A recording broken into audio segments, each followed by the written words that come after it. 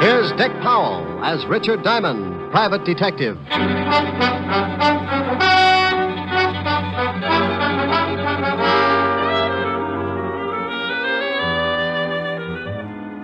Hello there. This is Diamond. I have a little office on Broadway at 53rd Street. And if you happen to be in the neighborhood sometime, you might notice a sign on the door. It reads Diamond Detective Agency. Yeah, that's how I make a living, such as it is. I sit at my desk behind that door and wait for someone to come in and hire me. Eventually, trouble works its way into someone's life and gives him a shove in my direction. He tells me about it, and I listen with the attitude of a father confessor. When he's done, I dry my eyes and tell him what I think. What I think really doesn't matter, because it's just a shortcut to $100 a day in expenses. Sure, you can hire a guy for less money, but when I work, it's for a price I figure I'm worth. It's got to be that way because sometimes the work's a little dirty, and I have to swallow a lot of pride. I get mixed up in everything from simple divorce to muscle-bound homicide, and when trouble can't find me a client, it starts working on yours truly, and I wind up in a corner. I guess trouble figured I was just about due for a squeeze play because one night last week, 2 lifers in the state pen started working me into their plans.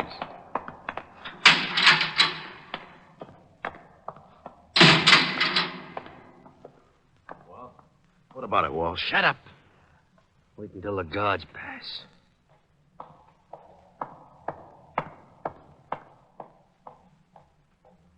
Okay. Drag out the cards like we was playing. Sure. Is it set for the night? Yeah. I got the car and everything. Yeah. We'll head for Florida and get across to Cuba. Oh, well, I'd be glad to get out of this 3 lousy years. Yeah, I got 8 behind me. I used every minute figuring how I'm going to take care of a guy. Oh, Walsh, you're not going to start that again? Forget it. Be glad you're getting out. You knock off that guy and you'll never make it to Cuba. Now, look, I figured this whole thing out. I paid out a lot of dough just to make it come off. And when it does, I'm going to kill an ex-cop. And you're going to help me. Me? Yeah. Unless you want to rot here. Oh, you're out of your mind. If this break comes off, it'll be the neatest trick in years, and you want to louse it up by knocking off some guy on the outside? You can stay here and rot if you want to. The only way I take you along is you help me to get a guy named Diamond. Yeah, but you waste a lot of time in New York. They'll have the roads covered by then. Look, just because this Diamond guy knocked off your brother in that bank job... You bust out of here, it's on my terms. Now make up your mind, it's getting late. Okay. Give me the layout.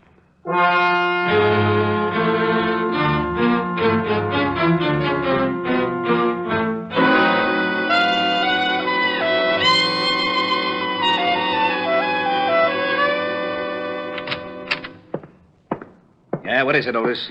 We just got a call, Lieutenant. 2 prisoners busted out of Sing Sing, killed 2 guards. Who are they? Big time. Bob Wells and Charles Walsh. Charles Walsh?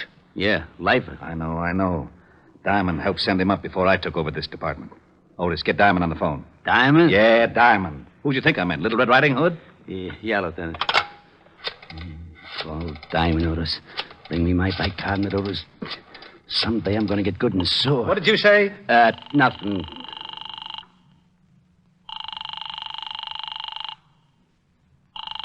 Nuts. Now what's the matter? His office don't answer. Give me that phone. We've got to find him before Walsh does. Maybe he's over at Helen Asher's house. All right, Otis, stop standing on one foot. You can leave.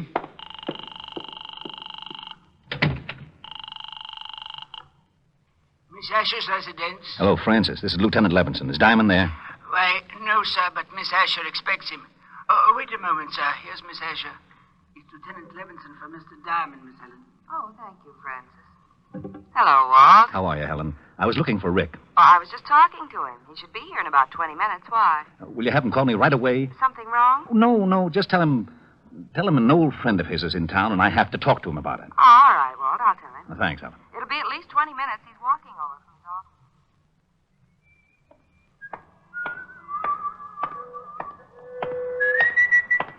Okay, Diamond, hold it right there. Start walking over to that sedan. Don't you know it's not polite to point? Look, laughing boy, I got a big gun in my pocket. Well, I'm proud of you. I thought it was a crossbow. Get moving. Okay. I'd never seen him before. He was a tall guy with a scar in his chin. He walked me over to the sedan and opened the door. He moved in close and shook me down. He relieved me of my .38 and motioned me into the front seat. I slid in, and he started to follow, so I kept one leg out in front of me and kicked him in the face. I couldn't get enough leverage to cool him, but it gave me enough time to get out the other door and start making like a miler. I looked over my shoulder and saw him climb out holding a bloody nose. I knew he wouldn't take a shot unless he got close enough to make it count, so when he started after me, I ducked into the subway. I found a dime and went through the turnstile. The train was getting ready to pull out, so I pushed my way on just as the gonnet came down the stairs. He certainly wasn't happy to see me go. He didn't even wave goodbye. Wait a minute, you! Wait! Oh, nuts. My nose. Got away from me. How do you like call like that?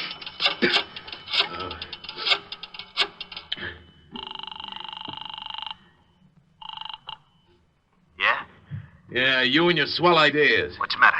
I waited for Diamond outside his office like you said. I started to hustle him in the car and he kicked me in the face. Oh. I think my nose is You broken. stupid. I told you to be careful. Yeah, sure you did. You think I like getting booted in the nose? Look, if you want Diamond so much, you get him yourself. Maybe you can tell me how you're going to get to Cuba without me? Huh? Oh. Well, what do you want me to do now? I still want Diamond. Yeah, but he jumped the subway train. How am I supposed to find her? I found out he's got a dame over on Park Avenue. Pick her up, bring her over here. Pick her up?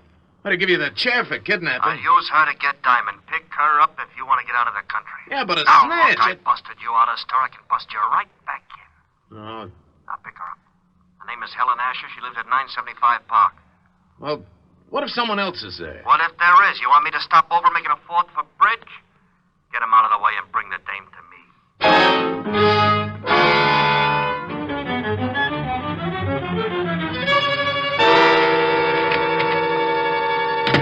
Hello, Otis. Well, Diamond. Lieutenant's been looking all over the city for you. I bet you've been a nervous wreck. I wouldn't care if you fell off the George Washington Bridge, Shamus. Why, Otis? And after all, we've been to each other. Nuts. You better go on in and see the lieutenant. Sure. Hey, Sergeant. Yeah? When are you going to get some new shoes? If yours turn up any more in front, you'll have to ski to work. Hello, Walt. Rick, we've been looking all over for you. Why don't you cops get on the job? It's getting so it isn't safe for a citizen to walk the streets at high noon. What are you yakking about? Well, I leave my office to go to see Helen, and some goon tries to hold me up. Well, you're lucky you didn't get it right then. Do you know who busted out of jail last night? Go on, scare me. Charles Walsh. He swore if he ever did bust out, he'd get you. Well, that explains something. Why, what happened? This character tries to hustle me into a car, so I shoved my foot in his face and beat it into a subway. But it wasn't Walsh. Might have been Bob Wells. He busted out with him. I can tell you in a minute. Got a file on him? Sure. Otis, bring in the file on Bob Wells. Right away, Lieutenant. Oh, Walt, do you mind if I use your phone? Now, go ahead. I better call Helen. Tell her I'm going to be a little late. Well, I just talked to her and asked her to have you call.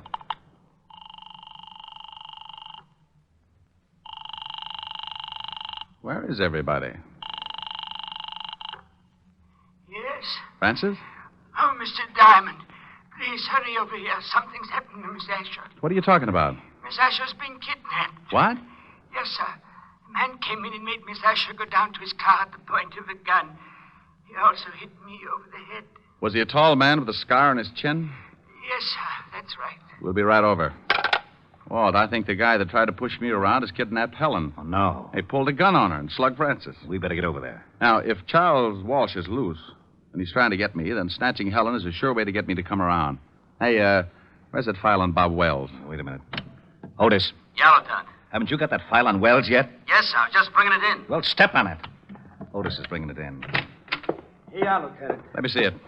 Hey, now, wait a minute. Oh, shut up, Otis. This is the guy, all right. He's the one who tried to pick me up. May I take one of these pictures, Walt? Sure, but what are you going to do? I'll see if I can find him. You go on over and talk to Francis. See if this is the same guy who took Helen. I'm going to go down to Skid Row and talk to a wise old owl who knows about things like this. I got out of the 5th Precinct in a hurry and grabbed a cab for Skid Row. I knew an old deadbeat down there who had a line on every crook in the underworld. And there was just a chance he could tell me where Bob Wells was hiding out. His name was Wilbur Truitt, and he hung out in a shabby dive called the Parrot.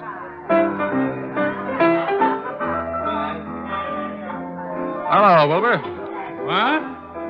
Egad, you at the piano, strike up a chorus of My Buddy, for the wandering boy has returned. Look, Wilbur. I would rise and bow from the waist as befits the occasion, but I fear that some sterno I accidentally came in contact with has rusted my spine, and I am forced to remain in a sitting position. I haven't got time to listen to the routine, Wilbur. I'm looking for someone. Here, take a look at this picture. Ever see this guy? Unless I have my morning constitutional, Buck, I can bring nothing into focus but a large bottle and a straw. Oh, waiter. Waiter, give me a bottle. You have arrived in the nick of time. I get that wonderful warm glow when you ask for a whole bottle. A snap comparison would be that of a happy mother smiling blissfully at a nursing babe. Okay, Wilbur, now tell me, do you know this man? One sip of strength, and I shall have the eyes of a carrot-stuffed feline.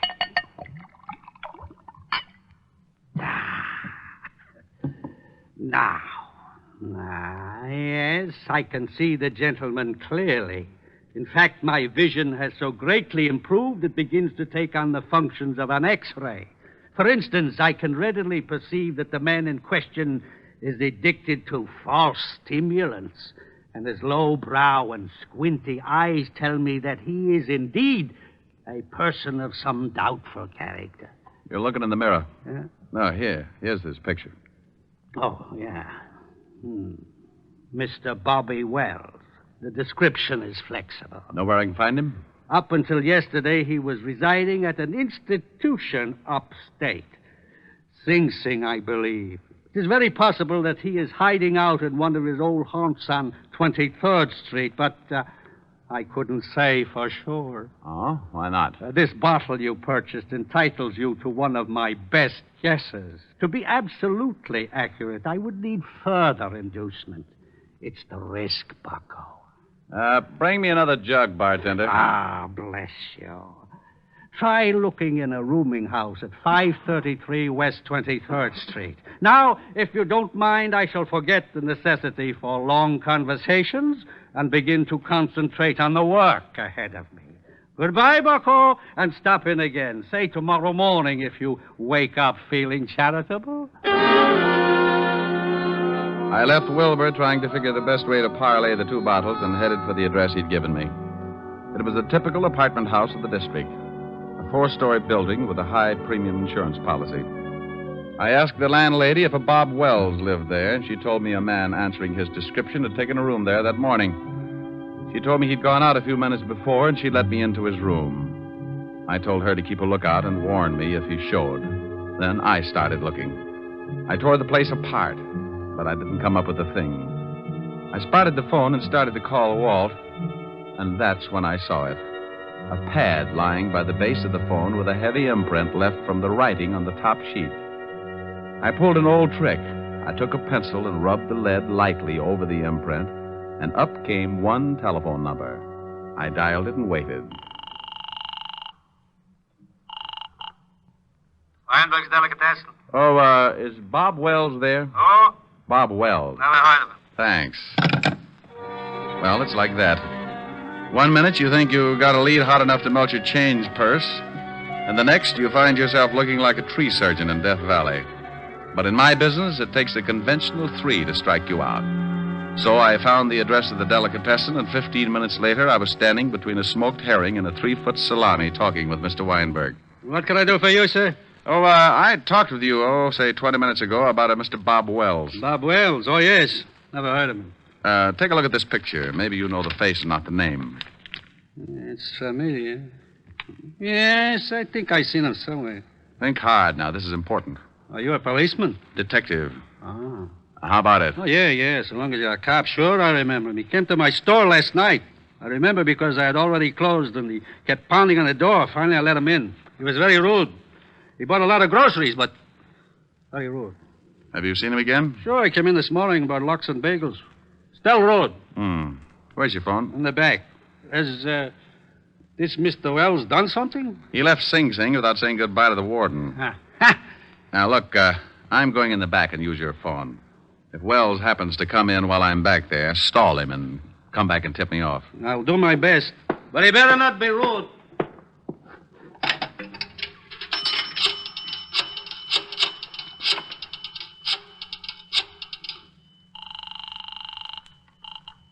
Homicide, Lieutenant Levinson. Hey, Walt, I'm in a delicatessen over on 24th Street. Yeah, Rick. I traced Wells this far, found out he's been buying food here, probably for Walsh. You think Walsh is hiding somewhere in the neighborhood? Yeah, that's my guess. They probably took separate places so they could move in a hurry if one hideout got hot. I'll be over there right away. Good.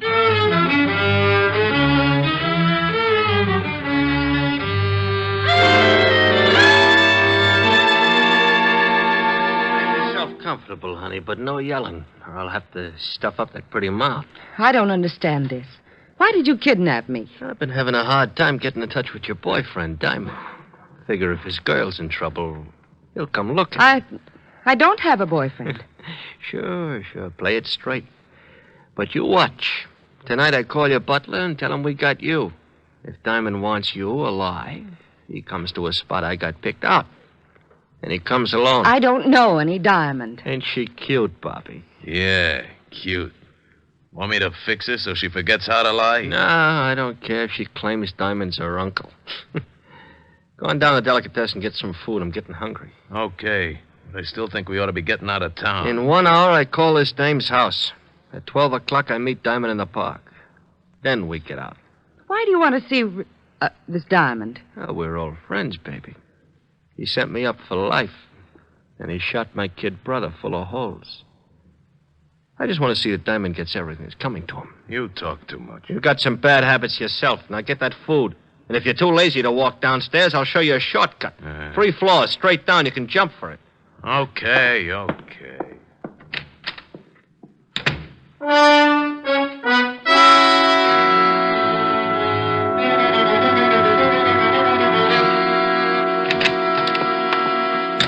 Good evening, gentlemen. What can Weinberg do for you?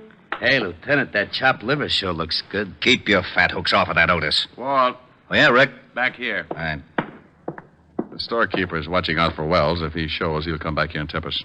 I parked the squad car 2 blocks over. I didn't want Wells or Walsh to think something was up. Where's Otis? Otis! I'll be right with you, Lieutenant. I'm just buying something to nibble on. His nibble would grind up a whole cow. If Wells comes in and spots a cop, he'll take off like a jackrabbit. Hold it, Walt. What's the matter? That guy coming across the street. Looks like Wells. Oh. Otis, get away from that door. Huh? I can't hear you, Lieutenant. A man's coming in the store. Get away from the door. He is? You want me to hide? No, you idiot. Just play it smart like you didn't know him. But get away from the door so he'll come in. Oh, okay, Lieutenant. Leave it to me. Walt, duck.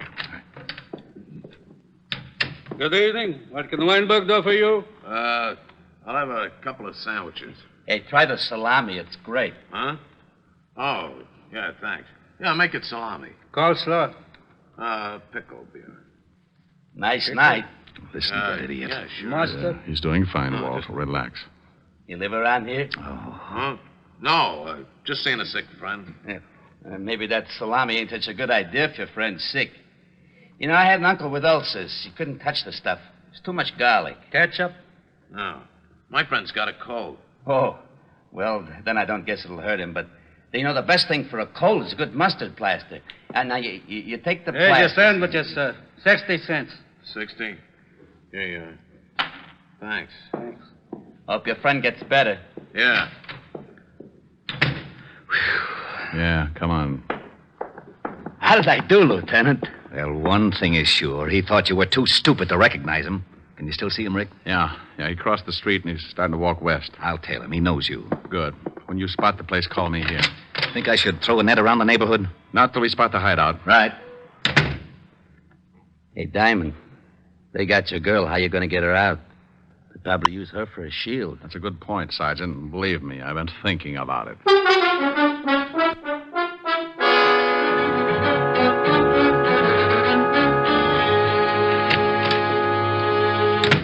Oh, here's the sandwiches. Swell. Hey, you only got 2. Oh, there was a cop in the delicatessen. A cop? Yeah, big stupid one. Listen, I told him I'm getting food for a sick friend, see, and he starts giving me all kinds You of sure you weren't tailed? Tailed? No, who tailed me? Cop stayed in the delicatessen. Okay. Here, honey. Have a sandwich. I'm not hungry. Oh. Suit yourself. Here, Bobby. Oh, thanks. Hey, when are you going to put in that call to this dame's butler? Right after we eat. Then we go to the park and wait for Mr. Diamond.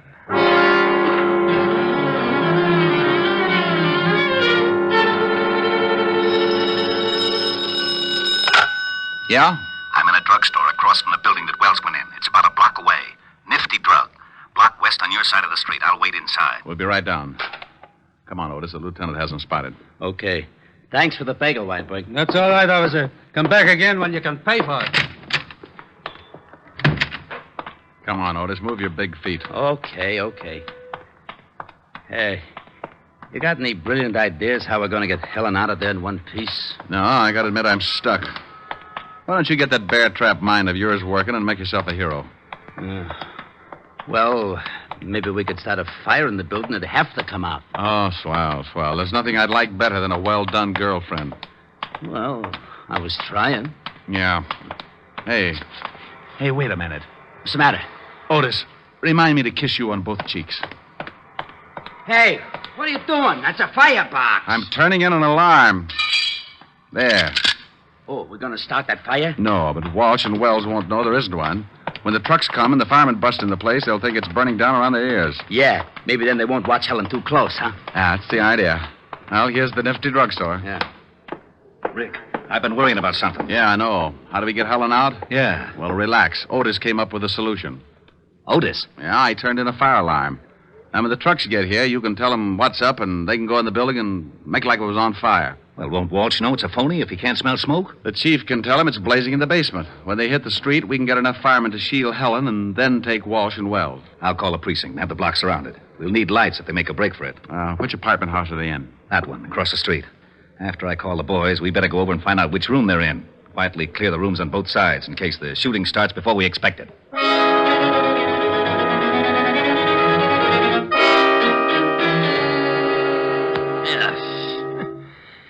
Garlic upsets my stomach. How about that call? Yeah, right. What's your phone number, baby? It's in the book. Oh, she gonna be trouble, Bobby? He wants your number. Now, come on, we ain't got all night. All right. Evergreen 54308. Oh, that's better. Gotta be more careful, Bobby. Your lip's bleeding. Yeah. Hey, Walsh, what's that? Sirens. Maybe that's the cops. If somebody tailed you, I told you I wasn't tailed. Wait, I'll go see. It's fire trucks. They're coming down a block. I don't smell no smoke. Hey, they're pulling up in front of this building. The joint must be on fire. Let's get out of here. Maybe it's the building next to us. No, they're bringing the hoses right in front of the door of this joint. I'm getting out. Sit still. Maybe it ain't a big one. We can't go busting out in the street. Well, maybe it ain't a big one, but if it is, I don't want to end up like a pound of spare ribs. Shut her up. Why, you... All right, now, come on. Hey, what's that? Yeah, what is it? Fire department, we're evacuating the building. What are we going to do with the dame? Shove her in that closet. Just a minute. We'll be right with you. Hurry up. There's a fire in the basement. It's nearing a gas main. The whole place may go up any second. Did you hear that? Yeah, step on it. Okay. Hey, better step on it. Down these stairs. We can find our way. Hey, there's a couple of prowl cars. Yeah. Separate. We'll meet at the other place. Okay, Walsh, that's far enough. It's the Shamus. Get him, Walsh. Don't reach for it, Walsh. I owe you something, Diamond.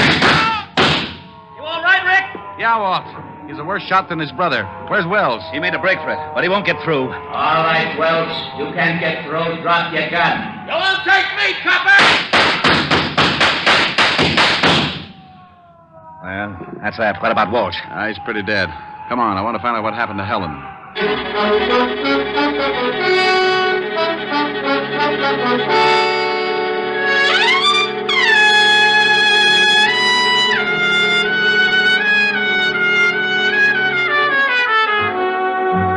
Well, Walt and I went up to the room and found Helen in the closet. We took her downstairs, and she cried a little on my shoulder. I like that. Makes me feel so protective. Walt cleaned things up and dropped Helen and me off at her place. An hour later, Helen got back to normal, and we relaxed on the couch and forgot about Wells and Walsh. How do you feel now, baby? Better. Want to get Francis to fix some dinner for you? Oh, no, I'm not very hungry. You can have some if you want. No.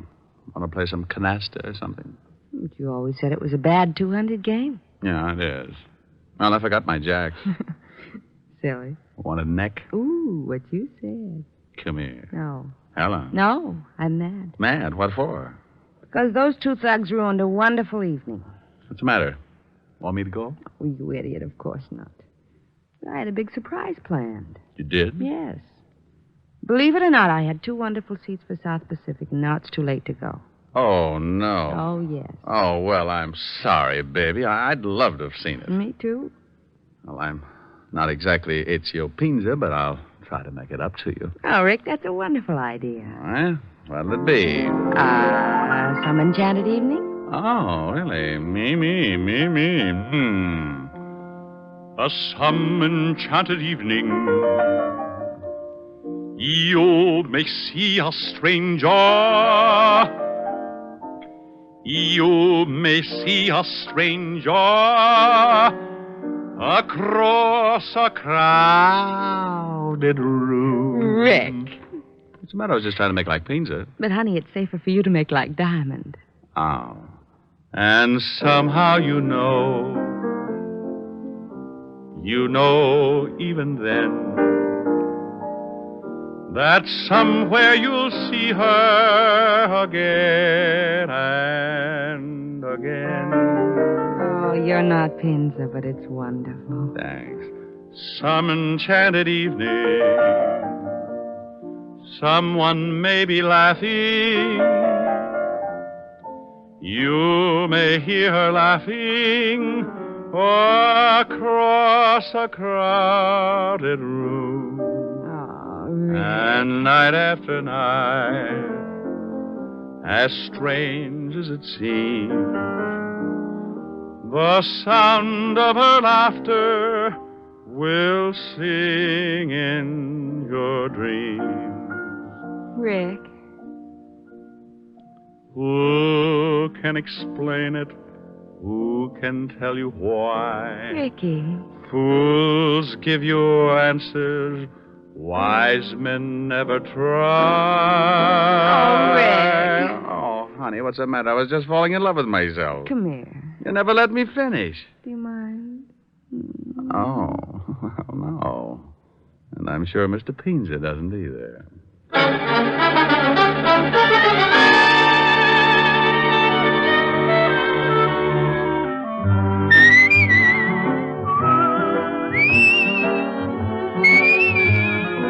You have just heard Richard Diamond, Private Detective, starring Dick Powell. Helen was played by Virginia Gregg, Lieutenant Levinson by Ed Begley. Also in our cast were Wilms Herbert, Paul Frees, and Larry Dobkin. Music was under the direction of Frank Worth. Richard Diamond is written by Blake Edwards and directed by William P. Rousseau. Now, this is Eddie King inviting you to be with us again at the same time next week when we will again bring you Dick Powell as Richard Diamond, Private Detective.